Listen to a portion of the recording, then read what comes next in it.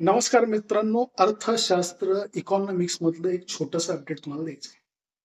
समजा तुम्हाला उद्या फॉरेनमध्ये कुठं सर्व्हिसची नोकरी लागली किंवा सर्व्हिसची अपॉर्च्युनिटी भेटली. तुम्ही जाणार का? 100 पैकी 90 लोकं तरी म्हणतील, "हो, आम्ही जाऊ." बरं तुम्ही तिथं गेले, पैसेही कमवले. पैसे कमवून तर काही तुम्ही खर्च करणार, रेंट भरणार, डे टू डे एक्सपेन्सेस करणार. काही पैसे तुम्ही इथं म्हणजे भारतात परत पाठवणार. निश्चित आहे ना? ही गोष्ट नक्की आपण सगळेजण करणार. काही लोकं महिन्याला पाठवतील, काही लोकं वर्षांनी पाठवतील. तो त्यांचा वैयक्तिक विषय. याला इकॉनॉमिक्सच्या भाषेत रेमिटन्सेस असं म्हणतात.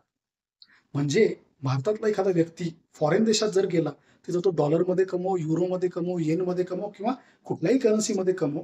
जेव्हा तो तिथं पैसा कमवून आपल्या देशात इथं पाठवतो, ती कंपनी असू शकते. त्याला रेमिटन्सेस असं म्हणतात. मित्रांनो, एक रिपोर्ट साधारणतः मागं एक 3-4 दिवस अगोदर पब्लिश झाली आहे. त्याच्यात असं म्हटलं गेलंय, की भारत 2022 मध्ये एक नंबरवर आलेला आहे रेमिटन्सेसच्या बाबतीत. आणि हा आकडा साधारणतः 100 बिलियन US एवढं झालेलं आहे. इकॉनॉमिक्सला हे कसं मदत करतं?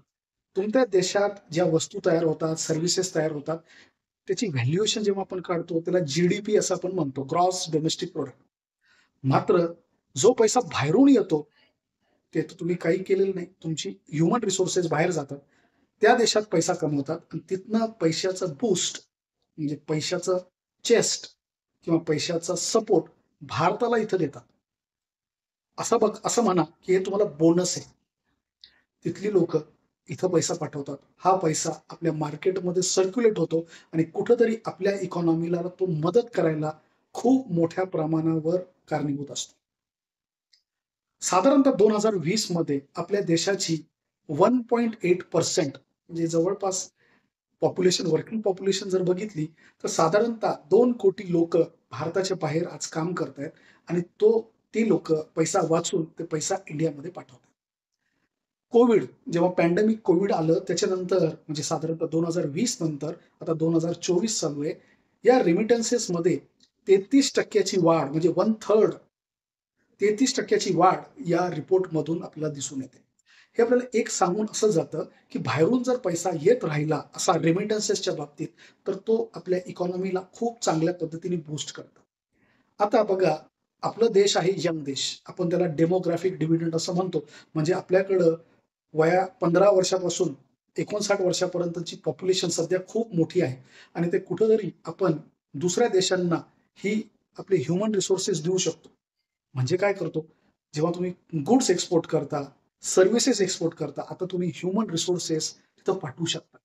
तो रेमिटन्सेसमध्ये आपल्याला खूप मोठा परिणाम त्याच्यावर जाणवेल. म्हणजे कुठेतरी याच्यात इकॉनॉमिक्स आहे, याच्यात रेमिटन्सेस आहे, याच्यात बँकिंग आहे, याच्यात स्किल्स आहेत, स्किल डेव्हलपमेंट आहे. सगळ्या गोष्टी या व्हिडिओमध्ये किंवा या कन्सेप्टमध्ये तुम्हाला लिंकेजेस करता येतील.